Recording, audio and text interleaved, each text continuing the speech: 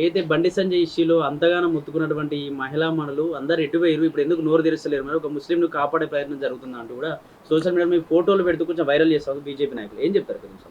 అది ఎవ్వరు చేసినా వాళ్ళకి బుద్ధి, జ్ఞానం, బుర్ర 3 లేవు. ఇంతకన్నా మూర్ఖత్వం మరొకటి ఉండదు. ఎందుకంటే నేరస్తుడు ఎవడైనా కూడా శిక్షించమని డిమాండ్ చేసేటువంటి ఆర్గనైజేషన్స్ మావి. బాధితులు ఎవరైనా న్యాయం చేయాలని కోరేటువంటి వాళ్ళు.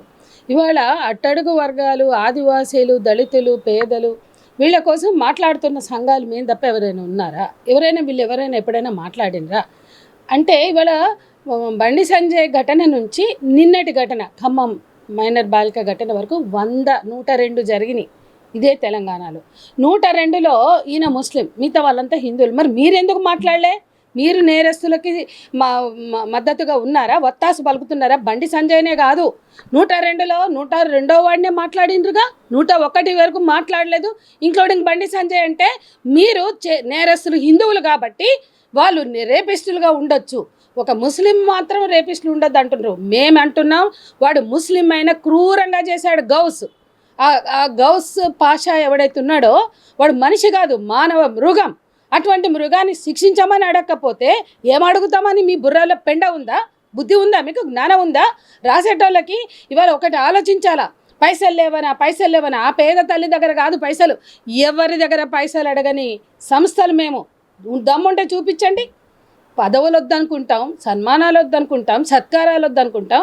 మీ మొఖాలు పాలకులు పడేసే పదవులకు అమ్ముడుపోయే బాపత్గాళ్ళు, పదవులకి, సన్మానాలకి, సత్కారాలకి లొంగేటువంటి మీరా మేము మా కష్టార్జితం తప్ప ఇంకొకటి ఎరగని వాళ్ళం. ఇవాళ మా మీద ఈ నిందలు వేయడానికి మీరు మనుషులేనా అని అడుగుతున్నా. ప్రియా చౌదరి ఎప్పుడైనా నేను మాట్లాడానా? ఆ రోజు బండి సంజయ్ని సపోర్ట్ చేస్తూ లేదా బండి సంజయ్ కొడుకుని సపోర్ట్ చేస్తూ మీరంతా ఉంటే మేమెవరం కానీ మా కార్యకర్తలు కానీ మిమ్మల్ని ట్రోల్ చేయాల. సామాన్యులు చేశారు.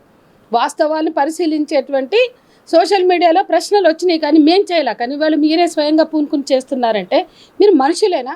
45 ఏళ్ళుగా ఉద్యమంలో ఏ రకమైనటువంటి రాజీ లేని వాళ్ళం. ఒక చిన్న చింతకుంటలో ఒక పోలీస్ ఇన్స్పెక్టరు అత్యాచారానికి పాల్పడితే ప్రశ్నించడానికి వెళ్తే చిన్నయ్య, రామ్దాస్ అనే 2 యువకులని తన సర్వీస్ రివాల్వర్తో బలిపెట్టాడు. అతను ముస్లిం. ఆడని తొక్కి చంపేశారు జనం ఆ ఎస్ఐని. అందులో మా వాళ్ళు ఉన్నారు, మా కార్యకర్తలు ఉన్నారు. ఆ కేసుకి నేను వెళ్ళాను అంటే మా కార్యకర్తలు రక్షించుకోవడానికి. వాడు తప్పు చేసింది కాబట్టి జనం శిక్షించిండ్రు, మీరు మా కార్యకర్తల మీద ఎట్లా కేసు పెడతారని మేము ఆ రోజు చింతకుంటా చుట్టుపక్కల ఉద్యమం చేశాం. మా కార్యకర్తలు 100 మంది మీద కేసులు పెడితే ఆ రోజు, ఇది దాదాపు 20 ఏళ్ళ క్రితం, మేము ఆ రోజు పోరాడాం. అట్లాగే పాస్టర్లు చేసినటువంటి దారుణాల మీద మేమున్నాం. మీరున్నారా? ఎక్కడున్నారు? మీ ముఖాలు ఏడున్నాయి? ఇవాళ ముస్లింలైనా, దళితులైనా, క్రిస్టియన్స్ అయినా, లేకపోతే ఎవరు చేసినా నేరం చేస్తే సమర్థించేంత హీన స్థితిలో ఎవరు లేరు. మీరు ఉన్నారు కాబట్టి మీకు అట్లా అందరు కనిపిస్తున్నారు. ఇది వాస్తవం. నేను అడుగుతున్నా, ఆ డేట్ తీయండి, May 8 బండి సంజయ్ కొడుకు బండి భగీరథ్ మీద ఎఫ్ఐఆర్ అయింది కదా, ఆ తెల్లారే 3 అయినాయి. మరి మేము కూడా మాట్లాడలేదు కదా. మరి ఈ మధ్యలో హిందువులు చాలామంది చేసిండ్రు, వాళ్ళందరికీ మేము సపోర్ట్ చేసినట్ట? చాలా జరిగినాయి. నిన్న చిక్కడపల్లిలో జరిగింది, నిన్న బొల్లారంలో జరిగింది. అంటే రోజు జరుగుతున్నాయి. మీరు ఎందుకు మాట్లాడతలేరు? ఒక గౌస్ గాడే మీకు ఎందుకు అనిపిస్తుండో? గౌస్ మానవునిగా వాడిని శిక్షించాలి, 100 మందిని కూడా శిక్షించాలి కదా. మరి మేము అనేక పనులలో ఉండి కొన్ని కేసులు చేయలేకపోవచ్చు. రోజు జరుగుతున్నాయి పోక్సో కేసులు. ప్రతి పోక్సో కేసులో ఉద్యమం చేస్తామా? ఒక హోమ్ మినిస్టరు, సెంట్రల్ కేంద్ర హోంశాఖ మంత్రి అక్కడ ఉల్టా కేసు పెట్టిండు, హనీ ట్రాప్ కేసు పెట్టిండు. మైనర్ బాలిక కేసు పెడితే ఉల్టా కేసు పెట్టడం ఒక కేంద్ర మంత్రిగా అది తప్పు. అట్లాగే బండి సంజయ్ కొడుకుని బండి భగీరథని దాపెట్టుకున్నాడు, ఆడ ఉన్నాడు, ఈడ ఉన్నాడు. అట్లాగే శాంతి ర్యాలీలు లేకపోతే హనుమాన్ శోభాయాత్రలు జరిగితే దాంట్లో నీ కుటుంబ వ్యవహారాలు తీసుకొచ్చి పెట్టి రాముడిని, హనుమంతుని కూడా అవమానించినటువంటి స్థితి మీది. మీకెందుకు నోర్లు రాలే? మీ వ్యక్తిగత వ్యవహారాల్లో హనుమాన్ రథయాత్రని మీరు తీసుకురావద్దని మాట్లాడడానికి మీకు చేత కాలేదు. ఒక కేంద్ర హోంమంత్రి కంచే చేను వేసినట్లుగా కనురెప్పలే కాటేస్తే అన్నట్టుగా రక్షణ కల్పించవలసిన వ్యక్తే ఉల్లంఘించాడు కాబట్టి గట్టిగా మాట్లాడాం. ఆ తెల్లారి సంగారెడ్డిలో, వికారాబాద్లో జరిగిన దాన్ని మాట్లాడలేదు కదా. వాళ్ళు హిందువులే కదా నేరస్తులు, మేము మాట్లాడలేదు కదా. ఎందుకంటే అక్కడ నేరస్తులను అరెస్ట్ చేశారు. ప్రతిరోజు లా అండ్ ఆర్డర్లో రోజు రేపులు జరుగుతున్నాయి, మైనర్ బాలికల మీద దాడులు జరుగుతున్నాయి. ప్రతిరోజు వెళ్ళి మాట్లాడతారా? అది పాసిబుల్లేనా? ఎందుకు మాట్లాడతారండి? ఇంత ఇంత బుర్ర బుద్ధి లేకుండా జ్ఞానం లేకుండా తినేది గడ్డ. మరి ఏమన్నానా? ఏం మాట్లాడుతున్నారు? నేను అడుగుతున్న ఈ నెల రోజులు, అది 8వ తారీఖు జరిగింది, ఇది 6వ తారీఖు బయట జరిగినా కూడా 8వ తారీఖు బయటపడింది. 8 నుంచి 8కి నెల అయింది కదండి. ఈ నెల మధ్యలో చాలా పోక్సో కేసులు మేము మాట్లాడలేకపోయాం. కానీ వాళ్ళు సామాన్యులు కాబట్టి పోలీసులు అరెస్ట్ చేసిండ్రు. వాళ్ళు అప్పుడే అరెస్ట్ చేసిండ్రు, వాళ్ళు పంపిండ్రు. అంటే చట్టం తన పని చేస్తుంది. ఇక్కడ గౌస్ గారిని కూడా అరెస్ట్ చేసిండ్రు. మేము ఇవ్వలేదా? మా డిమాండ్ చూడండి. గౌస్ని కఠినంగా శిక్షించడానికి ఎఫ్ఐఆర్ నమోదు చేయాలి. గౌస్ని కఠినంగా శిక్షించడానికి ఛార్జ్ షీట్ దానికి తగిన విధంగా నమోదు చేయాలి అని. మేము బండి భగీరథ్ కొడుకుని కూడా ఉరి తీయమనం ఎన్కౌంటర్ చేయమని అడగలే, అట్లనే గౌస్ కూడా అడగలే. నేను బండి భగీరథ్ కొడుకుని ఉరి తీయమని అడగను, ఎన్కౌంటర్ చేయమని అడగను, చట్టబద్ధంగా శిక్షించమని చెప్పిన కదా. ఈరోజు గౌసుని ఉరి తీయమని లేదు, ఎన్కౌంటర్ చేయమని లేదంటే మేము ఏ కేసులో కూడా ఎన్కౌంటర్ అడగలే. ఎందుకంటే ప్రజల భుజాన తుపాకులు పెట్టి పేల్చే ఎన్కౌంటర్ సంస్కృతి మీద మాకు నమ్మకం లేదు.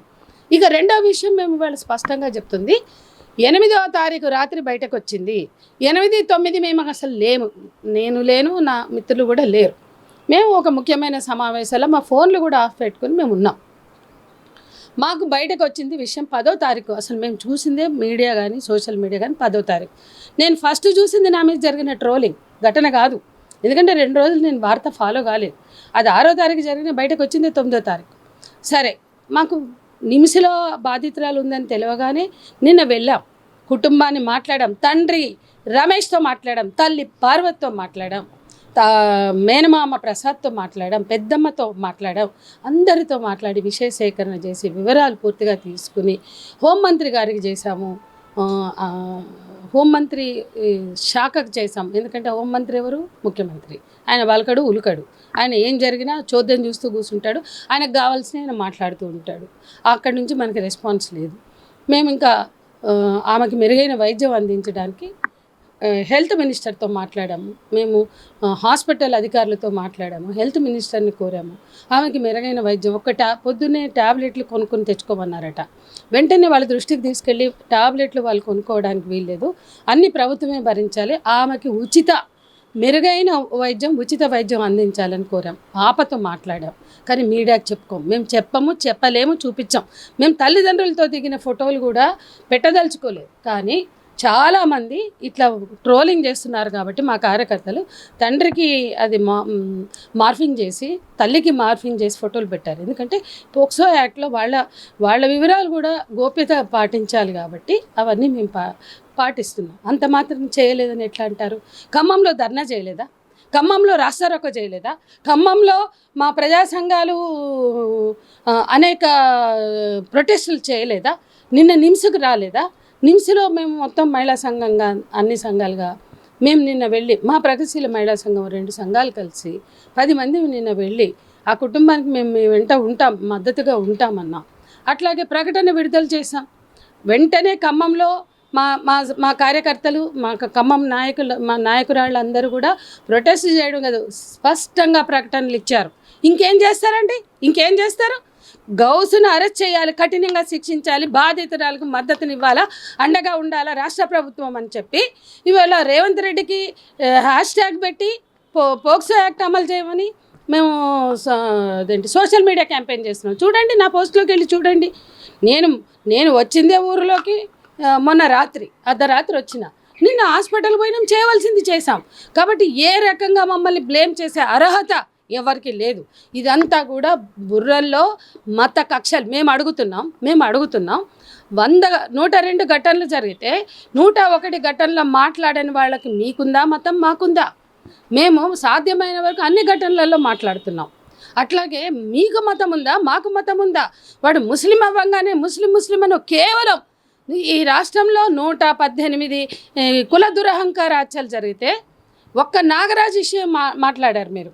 జాతీయ నాయకులు వచ్చి ఇక్కడున్న ఎమ్మెల్యేలంతా కథం తొక్కి మరపల్లికి వెళ్ళి ఆ రోజు నాగరాజు కుటుంబాన్ని ఆ నాగరాజు కుటుంబానికి మేము మద్దతు ఇచ్చాం. ఈరోజు నాగరాజు తల్లిదండ్రులు మాకు కాంటాక్ట్ చేస్తున్నారా? మీకు కాంటాక్ట్ చేస్తున్నారా? ఈరోజు మీ జాతీయ కార్యవర్గం వచ్చి మీరు డబ్బులు ఇచ్చి మీరు అన్నీ చేసినా నాగరాజు చెల్లె నాగరాజు తల్లి తండ్రి వాళ్ళ బాధ ఉంటే మాకు చెప్పుకుంటున్నారు.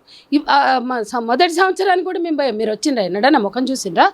118 కుల దురహంకార హత్యలో ఏ కుల దురహంకార హత్యను ఖండించిన చరిత్ర మీకున్నది, మాకున్నది. ఎంతోమందికి మంతెన మధుకర్ నుంచి ప్రణయ్ నుంచి మొదలు పెడితే నరేష్ వరకు కూడా ప్రతి కేసులో మాట్లాడిన వాళ్ళం మేము. ప్రతి దాంట్లో బాధ్యతలుగా అండగా మాకు శక్తి మేరకి కొన్ని మిస్ అవుతాయి. మా అనారోగ్యాల కారణం కావచ్చు, మా ఇళ్లలో చావులు, మా హస్బెండ్ చనిపోయినప్పుడు కూడా ఒకటి జరిగింది. అప్పుడు నేను మాట్లాడలేకపోయి ఉండొచ్చు. కానీ అంత మాత్రాన మా వైఖరి దానికి భిన్నంగా ఉంటుందా? ఒక్కటే గుర్తుపెట్టుకోండి, ఎవడైనా సోషల్ మీడియాలో ట్రోలింగ్ చేసే మీ అందరికీ కూడా మేము చెప్పదలుచుకుంది ఒకటే, బాధితురాలు ఎవరైనా వాళ్ళ కోసం నిలబడతాం. అంటే 1000 ఘటనలు జరిగితే 1000 ఘటనలలో ఫిజికల్గా పోలేకపోవచ్చు, కానీ అన్నిటి వైపులా ఇన్ ప్రిన్సిపల్ మేము ఉంటాం బాధితుల పక్షాన. నేరస్తుడు ఎవడైనా, ఏ కులమైనా, ఏ మతమైనా, ఏ జాతి అయినా ఆ లెక్కలు మాకుండవు. మీరు వాళ్ళు కేంద్ర మంత్రులు, వీడు బడాబాబు, వాడు సినిమా హీరో, వాడు తొక్క, వాడు తోలు అని మీకుంటాయి, మాకు ఉండవు. మాకు నేరస్తుడు ఎవడైనా శిక్షించాలని డిమాండ్ చేసే శక్తులం మేము. మీరు మీ బుర్రలో ఉన్న మీకున్న అజ్ఞానాన్ని, మీకున్న అహంకారాన్ని, మీకున్న నఫ్రత్ని మీరు పెంచి పోషించడానికి పుట్టారు. మీ బతుకంతా మత కక్షలు లేవనెత్తడమే, మతపరమైన రంగుని పులమడమే. మీకు నియతుంటే 102 కేసుల్లో మాట్లాడేవాళ్ళు, 101 హిందువులలో మాట్లాడని మీకేం నియతుంది? మీకు కదా మతం ఉంది, మాకా గౌస్ పాషాని ఏం చేసినా మాకు అనవసరం. ఖచ్చితంగా అక్కడ ఖమ్మంలో చేసాం, రాష్ట్ర స్థాయిలో చేసాం. ఈ రోజు మహిళా కమిషన్ కూడా వెళ్తున్నాం మేము. మహిళా సంఘం ఎవడికి పాలోడు? ఇవన్నీ చెత్త. ఇవన్నీ సమాజంలో మతపరమైనటువంటి విభేదాలు సృష్టించడానికి కంకణం కట్టుకున్నటువంటి సమాజ విధ్వంసకులు వీళ్ళు సమాజాన్ని విధ్వంసం చేస్తున్నారు, మనుషుల్ని విధ్వంసం చేస్తున్నారు, మనుషుల మధ్య నఫరత్ని నింపుతున్నారు. ఇట్లాంటి బతుకుతున్నందుకు ఇటువంటి పుటకలకి, ఇటువంటి బతుకులకి వాళ్ళకి సిగ్గు ఎగ్గు ఉండాలి ఈ రకమైన పాత్ర పోషించడానికి. మేము అడుగుతున్నాం. ఈవేళ మహిళా కమిషన్కి మేము వెళ్తున్నాం. మీరు వచ్చారా? మీరు వెళ్ళారా? మేము వెళ్తున్నాం. అన్ని విధాలు. నిన్న మేము కుటుంబంకి వెళ్ళండి, వాళ్ళ తండ్రిని అడగండి, మామయ్యని అడగండి, పెద్దమ్మని అడగండి, మేనమామని అడగండి. అసలు మేనమామకు చెప్పింది ఆ పిల్ల విషయం అంతా. ఏం జరిగింది ఆ రోజు? ఘటనలోకి వెళ్తే వాడు కన్నేశాడు. ఆ ఇంట్లో 8 ఫ్లాట్స్ ఉంటే, నేను చెప్తున్నా ఎవరు కూడా ఫ్యాక్ట్స్ మాట్లాడలేదు. 8 ఫ్లాట్స్ ఉంటే మొదటి ఫ్లాట్ ఆక్యుపై చేసినాడు ఈ గౌస్ పాషాగాడు. ఆ తర్వాత వాడు ఇల్లు మెయింటెనెన్స్ చేస్తాడు. ఆ పాప అమ్మమ్మ అక్కడ వాచ్మెన్, తాతయ్య బయట పని చేస్తాడు, తండ్రి మేస్త్రి పని చేస్తాడు, తల్లి కూలికి వెళ్తుంది. ఇది పేద కుటుంబం, వాళ్ళది తల్లంపాడు. సమ్మర్ హాలిడేస్ కాబట్టి వేసవి సెలవులకి ఎవరైనా అమ్మమ్మ తాతయ్యల దగ్గరికి పిల్లల్ని తీసుకుని వెళ్తారు. ఈ తల్లికి 2 కూతుళ్ళు 1 కొడుకు. ఈ పెద్ద పాప 12 ఏళ్ళు, 7th క్లాస్ అయిపోయింది. తర్వాత దానికి ఒక చెల్లి ఉంది, ఇంకో తమ్ముడు ఉన్నాడు. వాళ్ళందరూ కూడా సమ్మర్ హాలిడేస్కి వెళ్తే వాడు యాక్చువల్గా ఈ కేసులో నేను ఒక సూచన కూడా ఇవ్వదలుచుకున్నా. ఆ పాప వాళ్ళ అమ్మకి చెప్పింది ఒక 2 రోజుల ముందు, ఆ గౌస్ అంకులు నన్ను ఊకి ఇట్లా బుగ్గలు పిండుతున్నాడు, ఇట్లా భుజం పట్టుకుంటుండు అని చెప్తే వాళ్ళమ్మ ఇంకా 2 రోజుల తర్వాత, ఇంకా స్కూల్ 15 కదా వెళ్ళేది, ఘటన జరిగిన రోజే తండ్రిని అడిగింది వెళ్ళిపోతాం మేము అని. ఎందుకు? అమ్మ వాళ్ళు పెద్దోళ్ళు, ఆ ఇంట్లో ఉన్నోళ్ళు, ఆయననే మెయింటైన్ చేస్తాడు, ఇంటి ఓనరు. వాళ్ళు పెద్దోళ్ళు, అంటే అతను ముస్లిం అయినా హిందూ అయినా పెద్దోళ్ళు అనుకుంటారు, ఇంటి ఓనర్లు కాబట్టి. వాళ్ళు పెద్దోళ్ళు. ఇప్పుడు మనకి ఉద్యోగం వచ్చింది, మనకి మెయింటెనెన్స్ చూసేది ఆయననే. ఇప్పుడు ఆయన మీద చెప్తే ఉన్న ఉద్యోగం కూడా పోతే, ఇప్పుడే కష్టాలు పడి ఇప్పుడు ఏదో ఉద్యోగం దొరికింది అంటే వాచ్ ఉమెన్ ఆమె, భర్త ఏమో బయట పని చేస్తాడు, పెయింటింగ్ దాంట్లో బయట పని చేస్తాడనమాట. అయితే మనమే వెళ్ళిపోదాం, ఇంకా 2 రోజుల తర్వాత పోదాం అనుకున్నాం, రేపే పోదాం బిడ్డ అని తల్లి చెప్పుకుంది. కానీ అది ఎట్లా తల్లి ఇంకోటి కూడా అనుకుంది, ఏదో ముద్దుకి, వాడి తాత వయసు, ముద్దుకి ఇట్లా బుగ్గ గిల్లడం ఇట్లాంటివి చేస్తారు కదా. కానీ ఆ పాపకు మనసుకి ఎక్కడో తగిలింది కాబట్టి తల్లికి చెప్పింది. అమ్మలారా, అక్కలారా, తల్లులారా, మీకు దండం పెట్టి చెప్తున్నాం, లైంగిక వేధింపులు ముందు ప్రారంభము ఇటువంటి సైగలతోనో, ఇటువంటి టచ్లతోనో, బ్యాడ్ టచ్లతోనో ఉంటాయి. అమ్మలు మీరు ఎవరైనా, ఏ వర్గం వాళ్ళైనా, ఏ కింది వర్గాలు కులాలు ఎవరైనా కావచ్చు. అంటే ఈ good touch, bad touch corporate స్కూళ్ళల్లో చెప్తారని అనుకోకండి, గవర్నమెంట్ స్కూళ్ళల్లో కూడా చెప్తున్నారు, మీరు అర్థం చేసుకోండి. ఈ గుడ్ టచ్, బ్యాడ్ టచ్ స్పృహతో ఎవ్వరు, ఏ అబ్బాయి, ఏ మగవాడైనా, వాడు మైనర్ అయినా, మేజర్ అయినా, ముసలోడైనా, చిన్న పిల్లల్ని లైంగికంగా టచ్లు చేస్తాయి. అటువంటి ఆడపిల్లలు ఇష్టపడని టచ్లు అవి. ఆడపిల్లలకు అర్థమవుతుంది. చిన్నపిల్లలైనా అవి వాళ్ళకి నచ్చవు అనుకోండి, వాళ్ళు తాతనే కదా, మామనే కదా, ముద్దు పెట్టుకొనిలే, మామనే కదా పిలిచి నిండు అని అట్లా, లేదా బంధుత్వం ఉన్నా లేకుండా ఇంటి పక్క ఆయనే కదా అని వదిలేయకండి. ఒకవేళ మీకు అనుమానంగా అనిపిస్తే జాగ్రత్త పడండి. ఈ ఘటనలో కూడా ఆ తల్లిని, అంత బాధలో ఉన్న తల్లి కూడా అమ్మ నీ బిడ్డ చెప్పితే ఆ రోజే వాడిని ప్రశ్నిస్తే అయిపోయేది, లేదా ఆ రోజే మీరు ఊరు వెళ్ళిపోయినా అయిపోయేది కదా అంటే ఎవ్వరు కూడా ఇట్లా ఇంత దారుణం జరుగుతుంది అనుకోలే. వాడు కన్నేశాడు ఆ పిల్ల మీద. ఆ రోజు ఆ పాప కింద ఉంది, ఈమెనే మాట్లాడుతుంది పిల్ల తల్లి పార్వతి మాట్లాడుతుండగానే ఆ పిల్ల ఇట్లా వచ్చిందంట. వాడిని చూసి భయపడి అట్లా 4 అడుగులు మెట్లెక్కి వెళ్ళింది.